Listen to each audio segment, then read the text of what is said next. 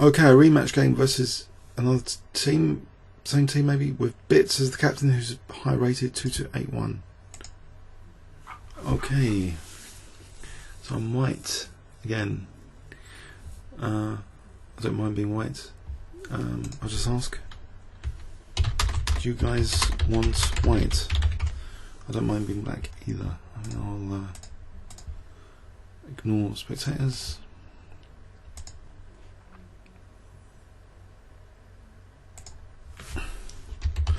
Okay, too strong for white. Okay, so I'll have another white then. Alright. Okay, all white.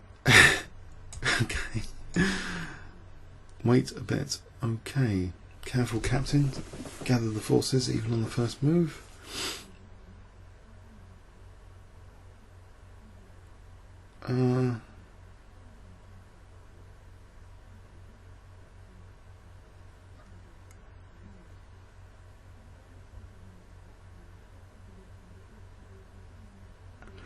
Okay, so E4, D4, B3, C4, G3, F4. Ah, polar bear system.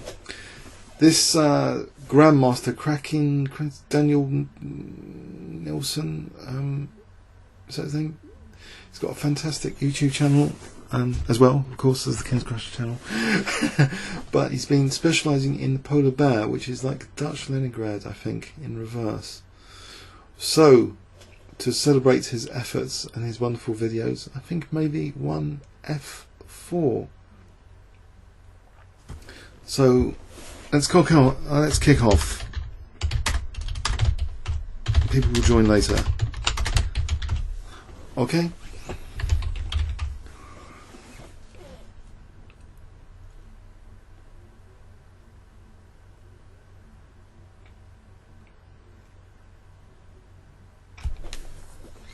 He wants 45 to go. Okay, F4. Birds opening with the idea of the polar bear. So why, first of all, is it called the polar bear and not the birds opening? I should really look at all his videos. I'm too busy doing my own videos to look at all his videos. So why the polar bear? Okay, not really sure. Anyway, it's a white opening. I guess polar bears are white. Yeah. Polar bear's quite a ferocious mammal in its context. I don't know. Is it king of the North Pole? Okay. Isn't bishop g4? This is the line which is supposed to put off everyone, this bishop g4, but I've seen an over the board recently between one of my fellow clubmates, Alex Aphilontis, and a wood green player, very, very strong, and his name... Oh, God. His name escapes me because I'm absolutely terrible with names. Anyway, so Alex was playing black, played for a quick bishop g4. This happened here. So maybe I can get Dutch Leningrad. If I can get to play g3 now, bishop g2, rather than having to play e3. That's one little subtlety, that I can play g3 here, which is the sign. The sign of the Leningrad is the fianchetto. So g3. Already a luxury to be able to play that. I've already won the game because I can play g3 and not e3. Just kidding, I'm just kidding. Yeah. Actually, I can look up on my iPhone.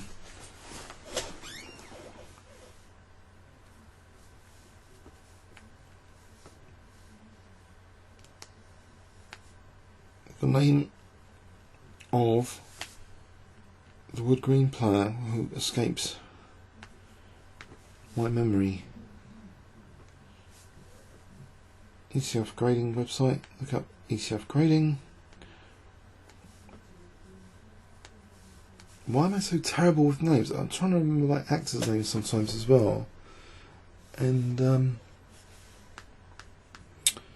bad memory for names. So okay, so I don't know, just finish as the bishop, I guess. If A then B. So a wood green player recently played bishop g4 against Alex, and that game ended in a draw, which resulted in wood green beating us.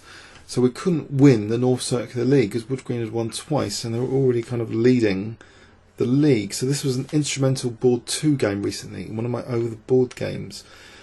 And basically, the player said he'd been influenced by the Grandmaster's videos. So that's makes it even more interesting. So who is the person that played it against Alex?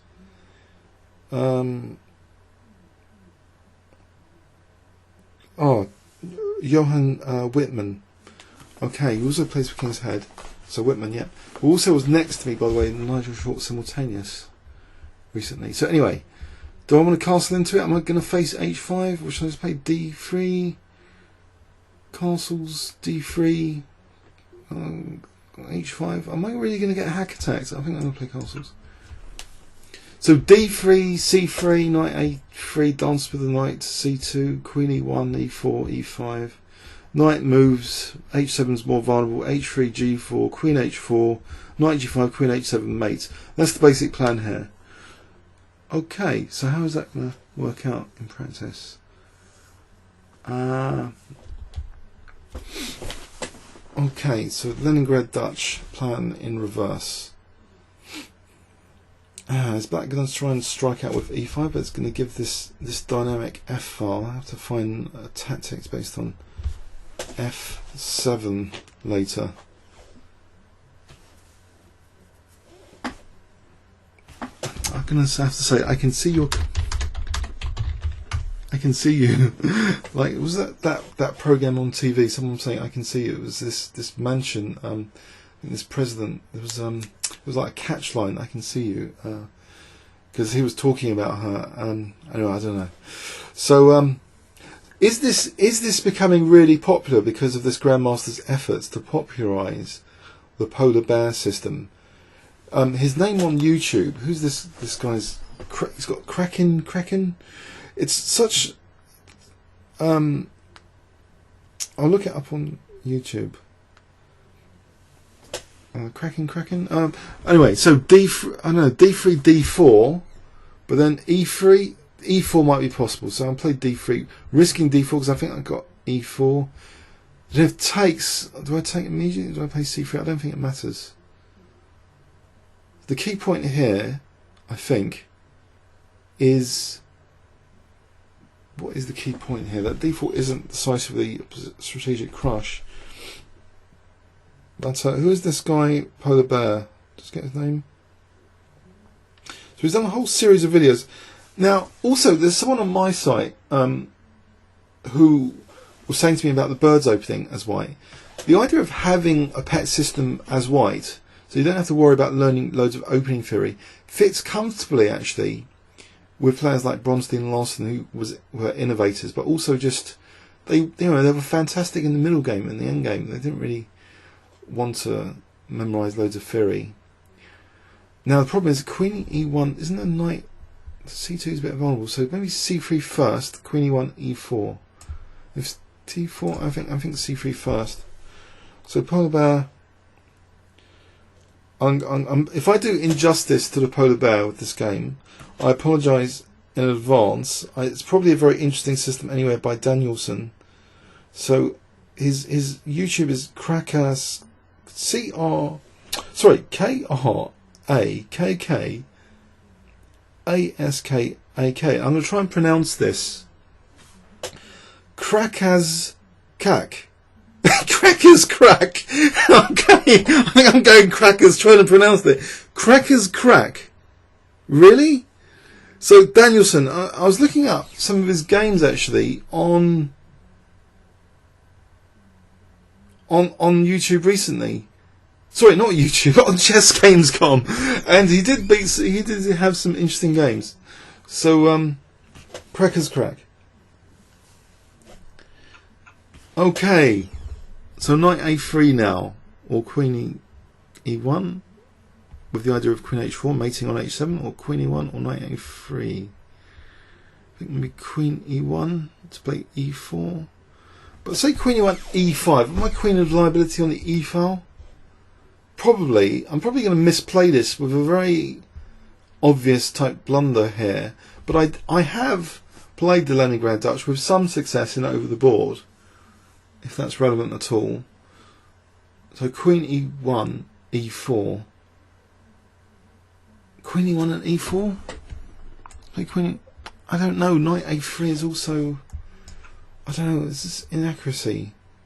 Knight a3 or queen e1? I'll play queen e1. So Cracker's Crack has done numerous videos on the polar bear, and all of a sudden it's showing its implications in my local club league, in the North Circular League. I wonder how many people are going to start playing f4 with the idea of playing g3 if allowed. So the system, which also, why he got the light square bishop from Alex, and he had his king on d1. He had a very interesting game actually, because even though Alex was playing energetic with a pawn sack, eventually the light square bishop was quite a good trump card to get from the opening. So so they suspected I watched Daniel's videos. No time. I'll put no time.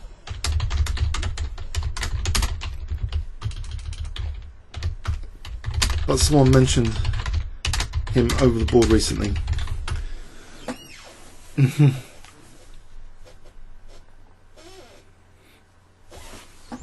I watched one or two though.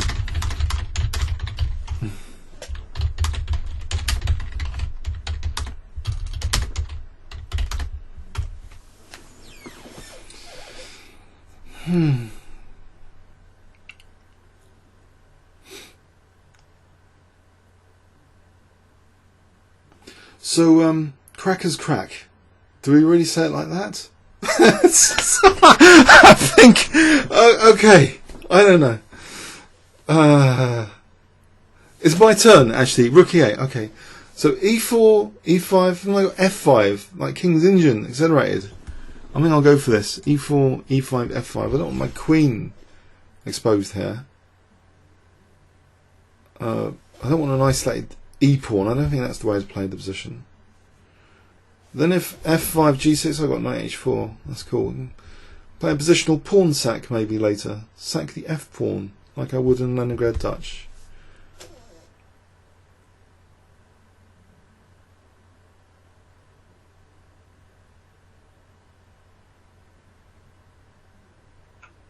Okay, so as I say, I'm going to get the isolated e-pawn if I'm playing f8, so I'm going to have to play f5. Try and hold up e4. c4 is a bit of an undermining move.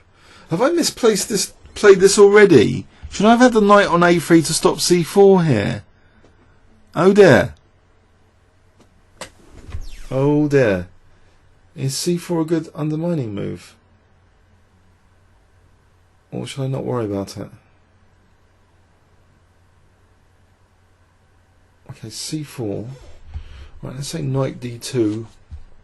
Crumble. C takes d, crumbling my position. The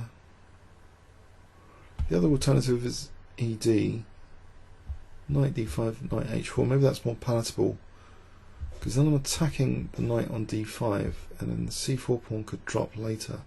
Say knight b6. Maybe there's f6 there. With g6, I'm going to try and mate with queen d2 to h6. So maybe c4 isn't a powerful. Oh, it's been played. I've anticipated their move, so I think ed here. I'm hoping the best. Hang on, ed knight e7. There's. Have I misplayed this already? Knight e7. See, d takes knight f5. I've got the 2 pawns. I'm going to have to do this.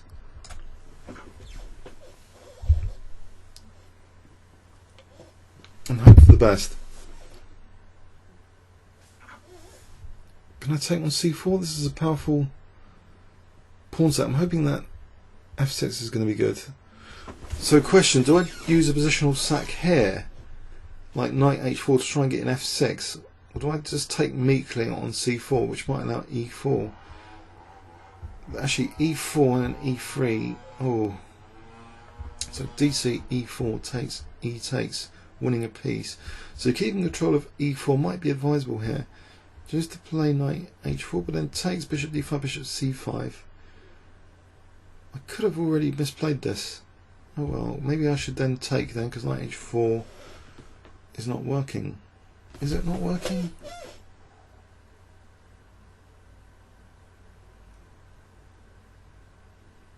is there something really clever here, like Queen E4? They've always got Bishop C. They've always got Bishop C5 check. What about takes E4 knight H4? I'm gonna have to go with that.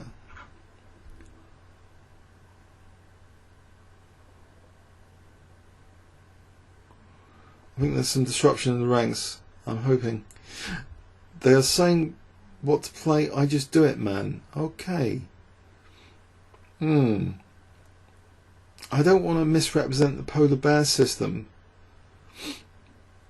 By the way, if you want to sponsor a polar bear, I think there is a charity I saw recently about sponsoring animals in the wild.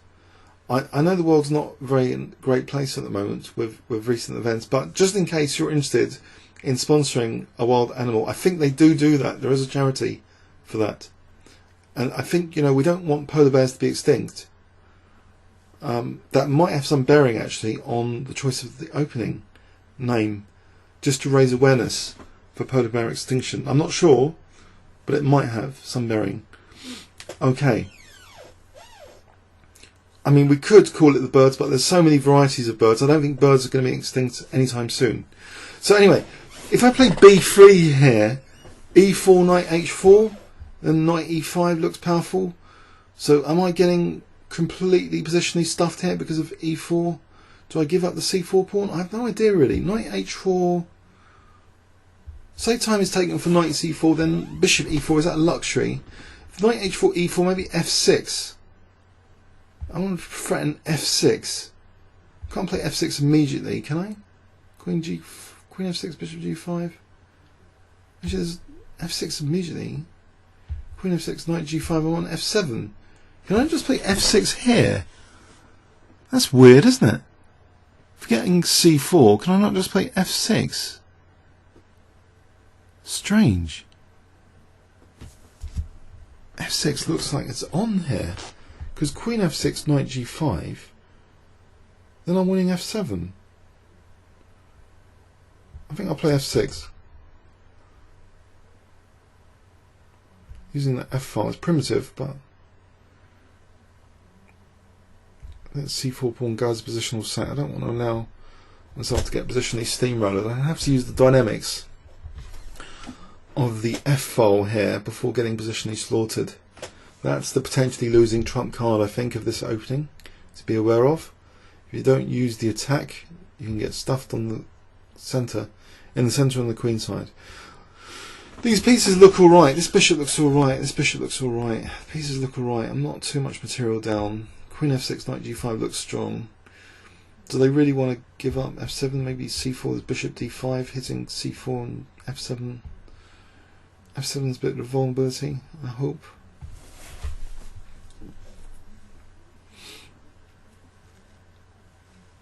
So it was the Birds opening after Henry Bird, and I think I was totally off put by E5. Is that the From's gambit or the From gambit? I'm not 100% sure. From's or From. But if you know the theory of the Froms, you can get a good position. I saw how to get a good position. You just play F takes E5, and there's a line you get a good position. You play this Queen D3 at some point. So, in other words, is 1 F4 playable? This could be totally revolutionary for over-the-board tournaments and everywhere else if people start playing F4, not with the idea of a standard Birds opening, but to actually put the bishop on G2. So as this is demonstrating with some variations here, even if I lose, have we just demonstrated that the bishop's actually useful for this diagonal, for D5, for F7, major strategic tactical target? Would we call F7 a strategical target? If the pawn structure is like one of the slowest elements of position, and the king position is also a slow element of position, is king safety part of strategy? Because it is actually targeting a slow-moving aspect of the position, the king. So is F7 actually a tactical target or a strategic target? Because if it's related to a slow element of position, then isn't it as strategic, arguably, as targeting a pawn structure weakness? That's interesting. I haven't actually mentioned that before, have I? In the 5-minute commentaries. King safety, strategic or tactical? It's hunting a slow-moving target. And the longer term plans are based on slow moving targets. So, have I caused confusion with f6? Was it totally missed to play f6? Was I supposed to routinely just capture the pawn? Have they underestimated f6? I can see. No, I'm going to go. I can see you bits. I just. Unless you're bluffing me with comments. Okay, maybe.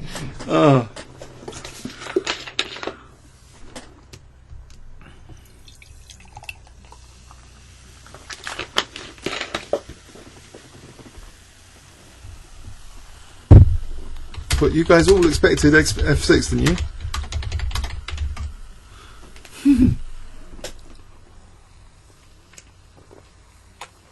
Blimey, I've just noticed there's 43 of them. I'm looking now. Who is on the team? There's 43 of them. What am I doing here? And some of them are high rated. Oh, I'm going to get murdered if communication's great.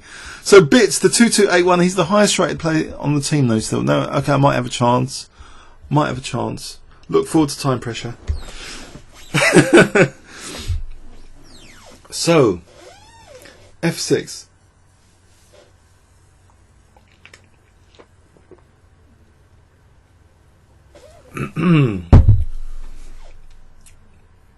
I mean, what else am I going to do apart from f6 anyway? Protect this pawn with b3? Wouldn't I be losing like f5 anyway? Bishop f5.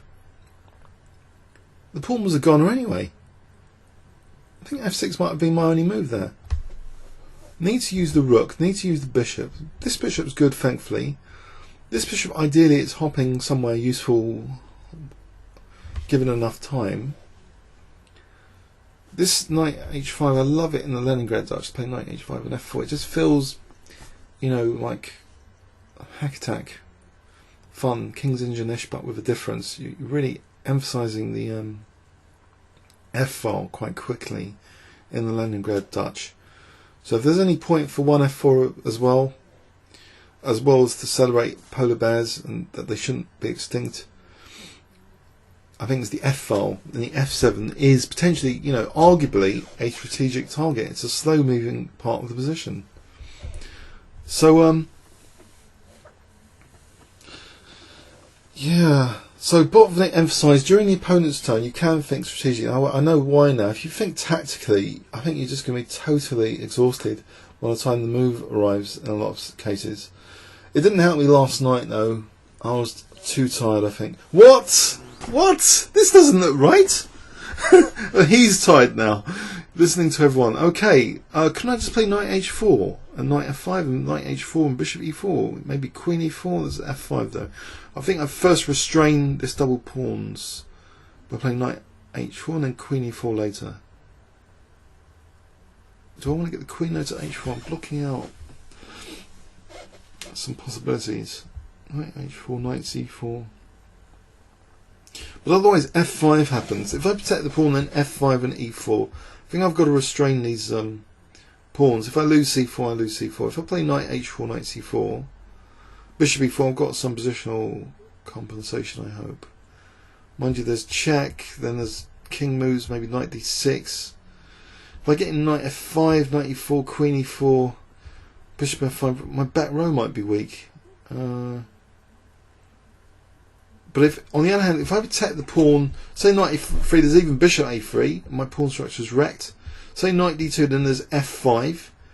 So what was the point of f6? I think I have to play this. And this is something even more better to do with the f1, knight g5, no, knight h4. I think knight h4 has to be played.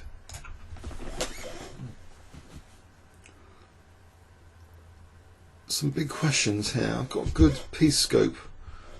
I'm going to pretend I'm not a pawn down for nothing. So knight c4,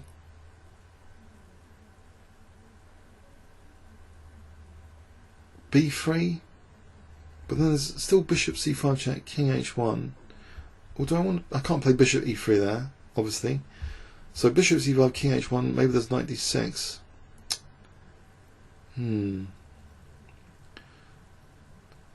am I going to be able to restrain these two pawns? That's the question with bishop e4 without being totally undermined. Can I keep this bishop on diagonal? It's bishop d5 worth.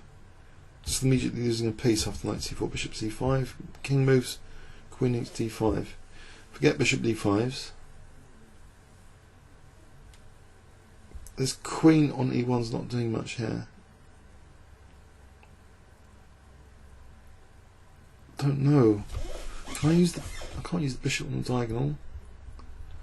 I'm going to use it on h6 and get queen e2 to h5 in. Oh, queen e2 to h5. Tempo again. Knight c4, queen e2. Okay, let's assume check. King h1, knight d6, queen h5. Restraining f5 again. Queen h5, bishop e4 is a threat on h7. Fragmented pawn structure. Isolated pawn target here, h7. So queen e2 might actually be a good idea. This bishop's a little bit... No, it's got scope. But if bishop g4 is allowed, then my queen e2 goes. So knight c4, queen e2 to get my queen over here. Stops at least bishop g4. Threatens then bishop e4, but the knight on d6, if it's swapped places with that bishop, if the bishop was there, would support the e4 square against bishop e4s. My queen on h6 though, then there's rook f6 and bishop g5.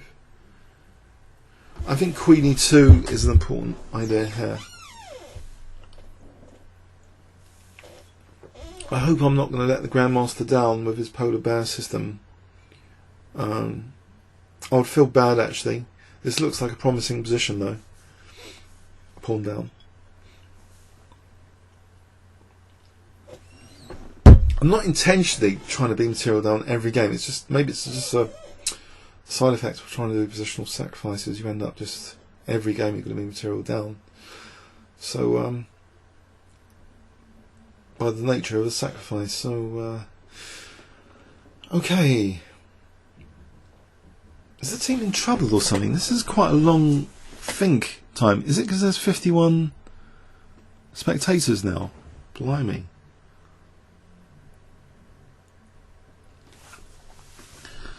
Bishop f8. So what about queen e2 here? So there's no bishop c5. It's queen e2, not just to protect the c4 pawn, but just to get to h5 to stop bishop g4. So pretending as though I'm protecting c4, but actually I want my queen parked over here. Queen e2. These pieces are okay here. I don't need to move the bishop, don't need to move the knight. Or do I? How on knight d2, knight e4. Knight d2. Tactics, queen d3. Also queen d3, yeah. On c4. So queen e2 does a few things. It stops queen d3. Stops bishop g4. Stops knight c4. Can park the queen over to e4. But then queen d3 actually stops bishop e4. So what I first need to do queen e2 rook d1 to be able to make sure then that I can do bishop e4 queen h5 without worrying about queen d3 interfering. Queen e2 to h5 does queen d3. Okay, now I'm really confused. Okay, this is why chess is so exhausting. Okay. Queen e2, I guess I think it's a good move to challenge the centre first, rook d1, then queen h5. The knight's good, eyeing f5 for the moment. What about actually bishop e4 first, then queen h5 without allowing queen d3? So bishop e4 just immediately stares at that h7 pawn. Oh, okay, I have to protect this, I think. That looks vicious. Do I? Knight d2. Some problem with knight d2.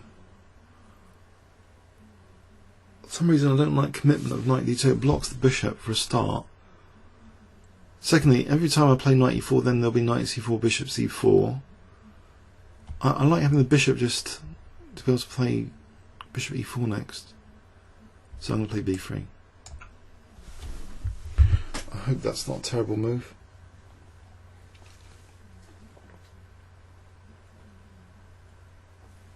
Oh no, so there's this battle of restraint versus unrestraint, knight e7, which I shouldn't have seen. I can say, look, I can see who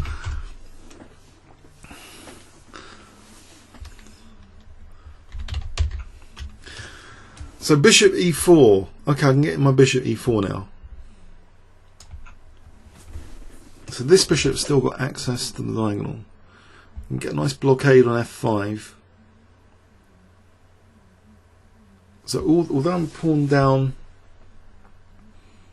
it's a nice pawn down. Queen h5, knight g6, knight f5 maybe.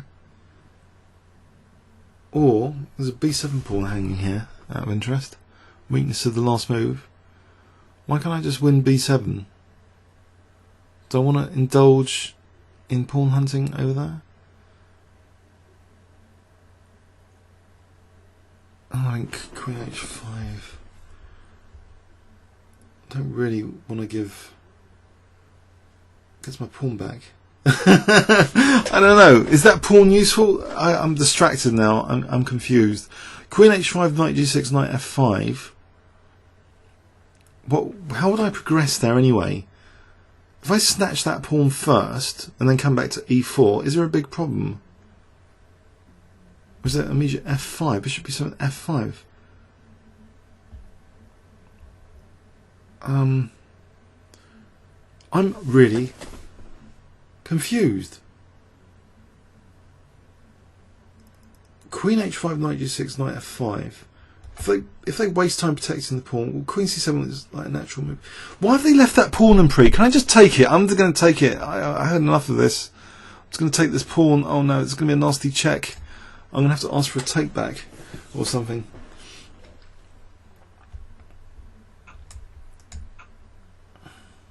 There's no knight c4 here, is there? I'm just a bit wary. I've given counterplay, but on the other hand, I like not being necessarily always a pawn down or something. Queen c8 or for f5. I can see that. I can see that.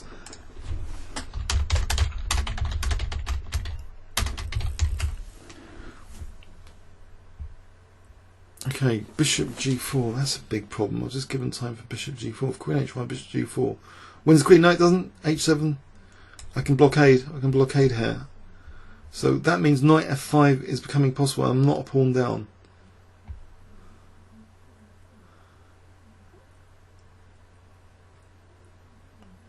So bishop g4, knight f5, knight g6, knight f5. This looks comfortable with f5 control. So knight f5 now. Obviously I don't want to double pawns and fix black's position with f5. Keep f5 as a outpost square. Queen's comfortably parked. Right. Can I take with the, if I take with the rook, then I can aim for bishop e3, knight d2 and double up rooks on f6.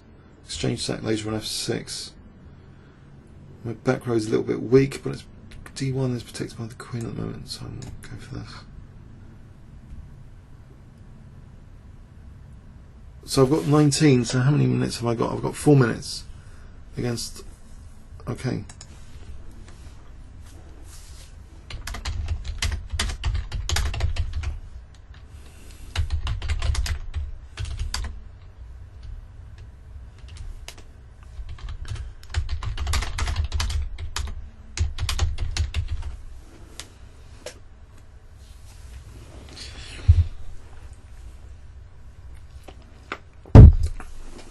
So 4 minutes against 9.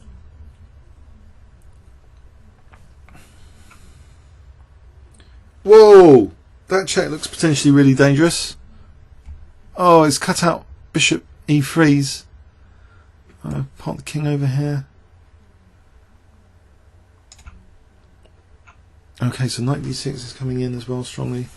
This looks bad. There's bishop a3. Trying to evict the queen. Oh, queen e3. It's bishop d5. Knight d6. Bishop d5, knight d6. How about g4? Queen f3, knight d6, bishop e3.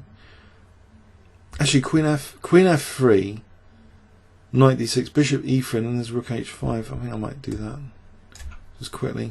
You're not 4 minutes anyway. It's becoming blitz game now. Presume 15 minutes at the start. So knight d6, bishop e3. Trying to just get these guys out of the box. I think I might have to sack the exchange. If I can keep the light square bishop, that's a beautiful bishop for d5 actually. So I just want to get these guys out of the box with knight d2 and rook f1, sack the exchange, and maybe h4, h5, get to h7 later. Positional sack. So I hope this bishop's going to be good on d5.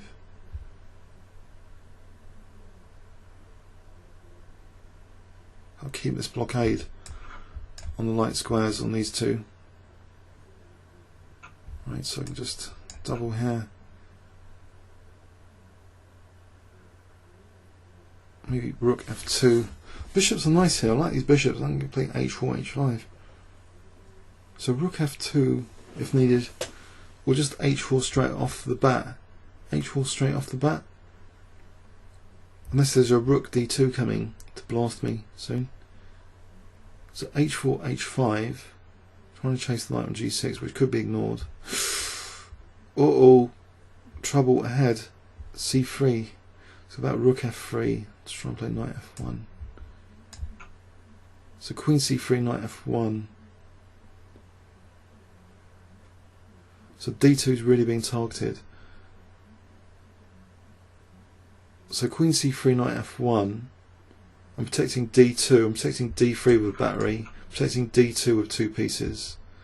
I can still try and get in h4. Maybe if queen check rook f2 to avoid losing a2. I really want to just try and use my battery here on h7 with h4, h5. Maybe this bishop c5 would be useful for kings coming to f8 later.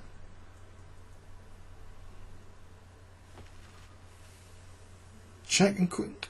Okay, I'm seeing these comments. This is naughty. I'm seeing the comments, but I will allow take back on the plus side. It's not all about winning.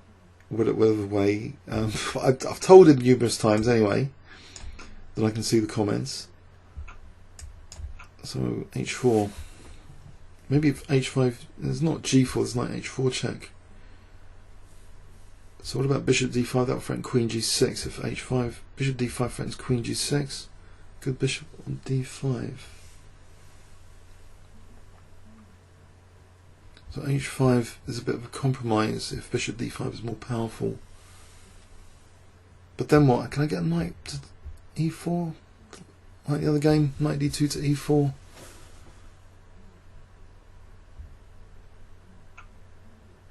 Okay, I can get to play h5 here. That's fun. h6. Bishop's like trapped. But then, I don't know. Was bishop d5 better? The knight can come out anyway with knight e6. If I play h6, I can get a knight to h5 maybe later. So actually g4, knight g3. Mind you, knight g6 now threatens knight h4. So maybe king h3, knight g3, knight h5. Or just positionally, just that bishop looks terrible. I'm just going to do this positionally. Do I want to keep g takes would close the knight off from f6, from g6 thingy and keep the bishop locked in. Positionally looks absolutely abominable. This bishop on h8. This knight now can't use g6 or e6. My knight can still come to h5. King f3. Maybe rook g2. This looks very interesting. King f3 and rook g2.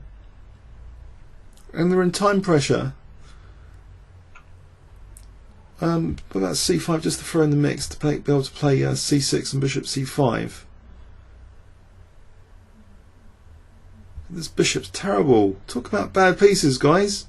How can you allow this bishop on h8? I know you have the exchange up, but at any price, I can play bishop c5 now and almost get the exchange back as if king g8, king f3, rook g2. I think the team's cracked. The team's cracked in time pressure. Unless this pawn is really something for me to worry about. I can't believe that. Even rook d2 here threatens, stops knight c6, take rook d8. So I think rook d2. I'm threatening rook d6 with an overwhelming positional crush. This is a strategic crush, really, isn't it? Rook d6 strategic crush. Time. Well, do I want to just take the exchange? I could have taken the exchange. I should have taken the exchange there. Ouch, why didn't I take the exchange there? What am I doing? Why didn't I just win back the exchange? Why don't I want to keep that bishop on? I can win f6 or knight g7 maybe. Knight g7 is dangerous now, because then takes queening the pawn. If I play knight g7, move they might have missed. King f8, rook d8, bishop g7, hg, queening the pawn. This looks crushing. It looks all over.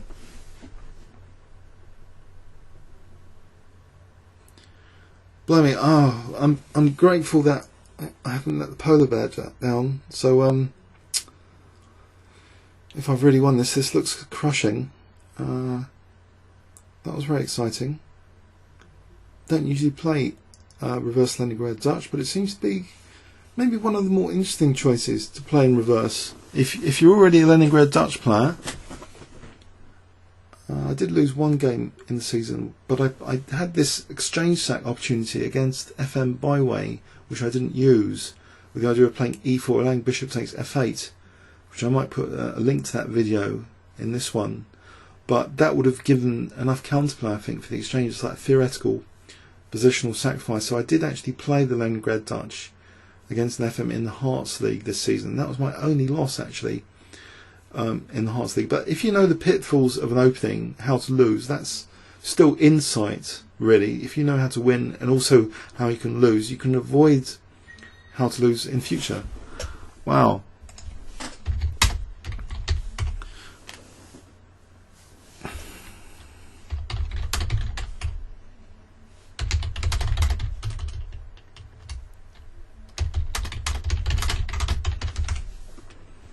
Okay. Comments or questions on YouTube? Thanks very much.